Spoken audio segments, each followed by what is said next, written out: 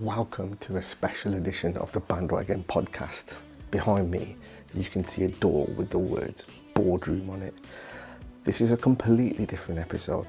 We want to kind of kick off your Christmas shenanigans for the year, and you'll see my guests coming up very shortly. Let's go. Okay. And one last thing, one word to describe Christmas cards. Done. Well done, mate. You're really good, mate. Really good. You should be proud of yourself.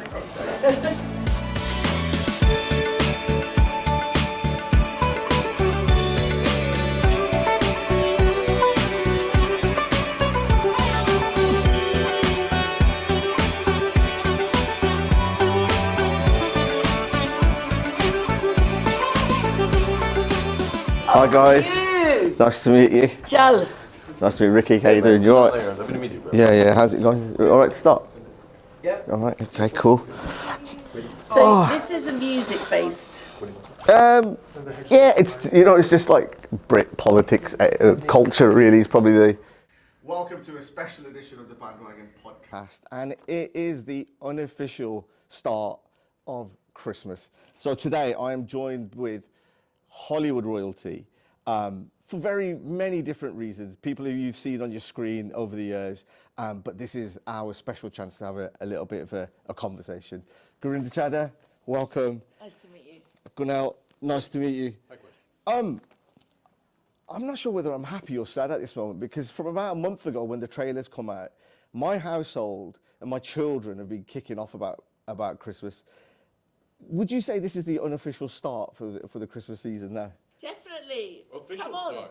Don't be a Grinch. Yeah. It's Christmas, The man. official start. Look at my jumper. Your character, for example, Mr. I used to, before watching the film, I used to start becoming more of an admirer of him as a parent and as a dad, as a desi dad. I've been really tight now, and just minding the finances. Within that role, how different was it in terms of kind of preparing yourself for a role like that, which is it's not a popular kind of stereotype to have? It's very enjoyable. You can be absolutely grumpy and not apologize for it for 3 months. It was like the dream. So I thought it was great. It was a lot of fun playing that sort of a character for me. It didn't seem like it was joyous, but it was joyous. You sound like my dad. We used to write letters saying, legend. "Dear Santa, please could we have a tiny tears?" And we'd end up with cheap plastic dolls from Southall Market. Well, I used to have my favourite day of the year was Christmas Eve, because you always had that little bit of hope. Yeah. You knowing that the next day, could it actually happen that you'd Could you get get that bike, Yeah. right? Could you And get what all the Gora kids were getting? Yeah. Well, to a point, yeah. It was just like, but what did you end up with? I think I just got a, and it means a lot. It was just a hug and a kiss, and just saying, Oh my God! That's the That's the sweetest Isn't thing that ever. the story of Christmas, though? That's the best it's about present the family ever. and that. But it didn't help when I went into school and everyone got a Super Nintendo. Yeah, that's what I was gonna say. And I had Poor you. a card. Oh no! But you got a hug and a kiss. You must have got some money or something. No, I think it was my grandparents again looking at me like, what is wrong with this child? Like, we're not, we don't need Christmas. But then they used to be the first ones to watch the TV. Like, they'll know East End, they'll know all the storylines, what's going on towards Christmas and that. Yeah. Grindy, I just want to ask you a question around, I think one thing that you do brilliantly, that you made kind of, bend it like Beckham, you made it feminist within the football, you made Springsteen spiritual, and where you are now.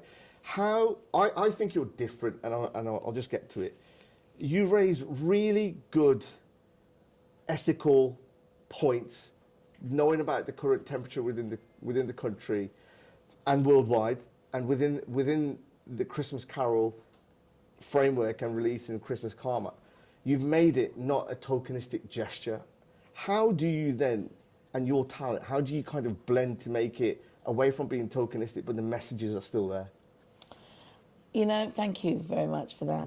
I think it's an absolute privilege that I get to tell stories around the world. So if I have that opportunity, then you better make it good. You better make it count. There's no point going out there with just something very simple that could be misinterpreted. You have to make sure that what you're trying to say is very clear. And really, from day one, like all my films have been about prejudice in some shape or form, and trying to make people understand the futile nature of prejudice. It doesn't matter which colour you are, who you are. Even Zora Segal in Bargee on the Beach, when she learns the girl's going out with a black guy and she does all this, kalakaluta and all this, it was like very real in our community. That racism was there, and I wanted to focus on that.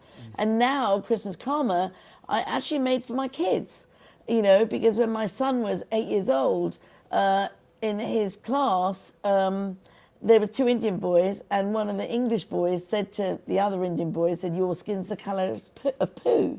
And my son sort of froze, and then all of a sudden all the English boys stood up and did an intervention and yelled at the other boy and said, "You can't say that, that's racist." And he said, "Oh, but it's true." And they said, "No, it isn't, it's wrong, you say sorry," and all this.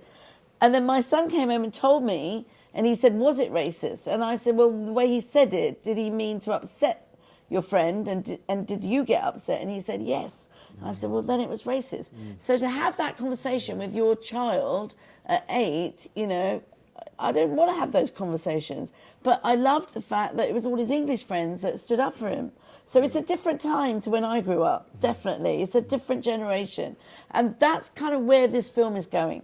This film is culturally saying this is where we've moved on. And even though we've got all the flag waving and everything going on right now, that's a minority. We have to remember that. That's a minority. And most people embrace, I would say, the vision of Christmas Karma, and it's the same vision as Bend It Like Beckham, And so, I kind of did it for my kids, really, and their friends. My final question is, on my podcast is, I asked the guests right at the end, is there a bandwagon that they would like to jump on or jump off, or anything they get off their chest? This is a space to do so. But obviously, I want to put it Christmas related. Is there something on the bandwagon Christmas related that you want to jump on or jump off? I want to jump on Christmas jumpers. I have to jump on the bandwagon. Because every time we're doing interviews, you look amazing, and I'm trying too hard. So I'm jumping on the bandwagon for Christmas jumpers to celebrate Christmas Karma this Christmas.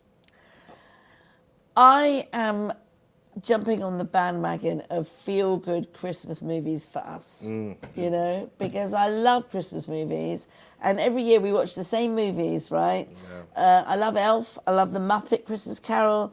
Die Hard, another good one. So many great Christmas movies. So now, as our mutual friend Nish said when he saw the film, grew up in Northwood, lives in London, lives in America. Father was in Uganda. Father was Ugandan, yeah. When he saw the film, he said, "I've always had one Bend It Like Beckham, but now I've got 2.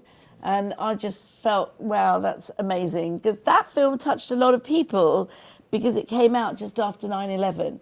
And that's why what I put the success of Bend It Like Beckham down to was the fact that the world was reeling. I was here in Birmingham when 9/11 happened. I was with Bally Sagoo in the studio mixing the music for Bend It Like Beckham. And so that film, I think, went a small way in sort of healing and bringing the world together. That's why it was so popular. And I hope with Christmas Karma, as we see shifts to the right with people, that it's some people, that it's a reminder to everybody, whether you're right, left, wherever you are, that actually to be human is to come together, to recognize humanity as one, and to recognize that to be human is actually to give. It's seva, it's what we do, right? It's sarbatapla. That is what makes you feel human, not being really rich, in your own sort of world. It's helping others. That's a perfect place to bring it to a close. But thank you very much. I really appreciate that. Christmas Karma out 14th of November. Thank you very much. Thank you. Thanks. Let's go. See you guys. Look after yourself. Take care. All right. Thank you. See you later. Thank you. Oh, I don't know if you heard it. Yeah, it was all right.